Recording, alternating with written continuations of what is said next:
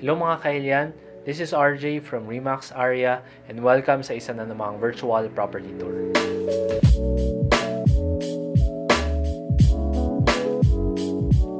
Ang property na ito ay located sa Quezon Hill, Baguio City. Isa ito sa mga classically old rich neighborhood in Baguio na malalaki ang cuts. Accessible ito sa dalawang jeepney lights sa Quezon Hill Road 1 and Road 2. Mapapansin din na ang Quezon Hill syempre ay isang actual hill. So sa taas pa lang maganda na ang view. Yung mga view dito ay kitang-kita ang buong Baguio City na hindi mo na kinakailangan naka-condominium.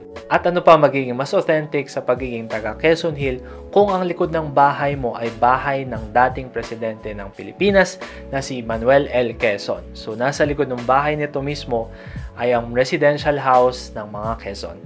So enough background about the neighborhood, tara na sa bahay.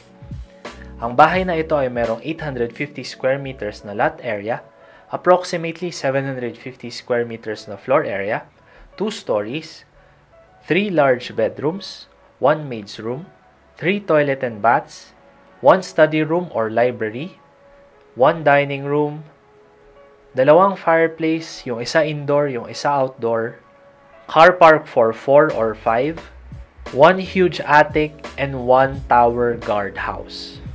So guys, hindi natin maitatago na medyo mataas yung bahay. Meron siyang konting steepness. Meron siyang konti lang. Pero dun mo naman makukuha talaga yung view. Kung hindi ka mataas or hindi ka mababa, walang view na pag-uusapan. At kung titignan nyo yung portions ng bahay, marami ang nariprap at hindi yan cheap. Ang retaining wall ay isang pader na syempre nire-retain niya yung lupa. So ang akala ng iba medyo manipis lang itong wall na to na parang pader lang, pero actually makapal siya. Dahil syempre kailangan niyang isupport yung weight ng lupa, lalo na kapag umuulan. So magastos po talaga yan dahil reinforced yan ng mga bakal at syempre maraming semento at bato ang gagamitin. Anyway, yung drive up going to the house ay hanggang sa mismong flat na part ng bahay. At syempre kung nakataas na agad yung bahay mo, maganda na agad yung view. So sa ground floor pa lang, meron ka ng magandang view. So as you can see in your screen, ayan, makikita mo na yung SM, makikita mo na some neighborhoods ng Baguio, some mountains, and syempre, nakikita rin yung Diplomat Hotel. Ooh! Joke lang, malayo naman. Nasa first floor ang living area na may malaking chimney sa gitna ng bahay. Sa likod ng chimney, ang kitchen na may way going to the huge dining room. Ang dining room naman ay dediretso sa lawn na pwede din lagyan ng tables and chairs. And dito na rin sa first floor ang maid's room at powder room. Nasa second floor naman ang bedrooms. Andito ang master's bedroom na may sariling access sa veranda at may sariling dressing room.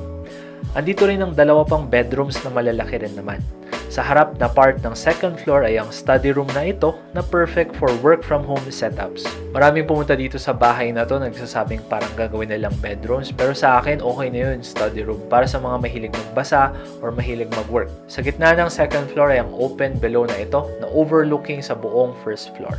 Take note na ang second floor ay may wrap-around terrace para ma-appreciate mo pa yung view. And lastly, sa taas naman ay isang malaking attic na pwedeng gawing storage or extra room for guests ng large gatherings. Sa labas naman tayo ng bahay. Malaki ang potential ng space for gardens para sa mga plant enthusiasts na dumadami ngayon. Actually, meron kaming halaman dito na binili ng girlfriend ko. Dati 1,300, namamahalan pa ako nun. Pero ngayon, 20,000 na sa Instagram. So, iniisip ko ibenta yung plant na yun pag wala siya dito. Anyway, maraming space sa mga mahilig mag-garden at halos hindi pa natatamnan karamihan ng parts ng garden dito.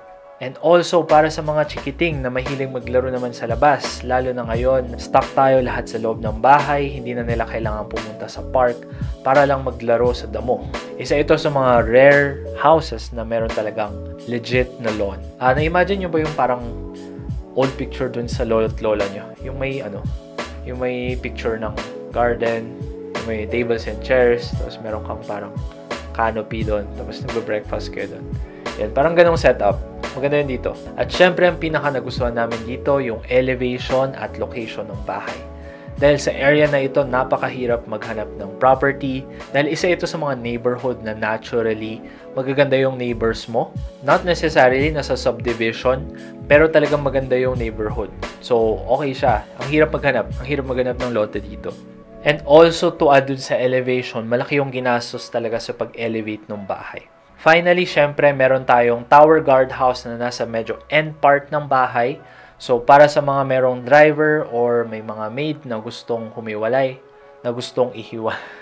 At para sa mga merong driver at staff, pwede sila dito. Pwede sila dito mag-barbecue, pwede silang gumawa ng garden. Kayo na bahala. Malaki yung potential ng bahay na to kung aayusin lang ng konti. I-improve mo or i-modernize mo parts ng bahay, maglagay ka ng proper furniture, do little paint job, then kaya yan. At dahil dyan, ang price score namin sa property na ito is 3 out of 3. Considering na maganda yung neighborhood at syempre elevated yung bahay. Para sa mga detalye at price computations, please contact us with the details below and don't forget to subscribe to our YouTube channel for more properties in North Luzon. Again, salamat po. This is RJ from Remax Area and see you on the next episode.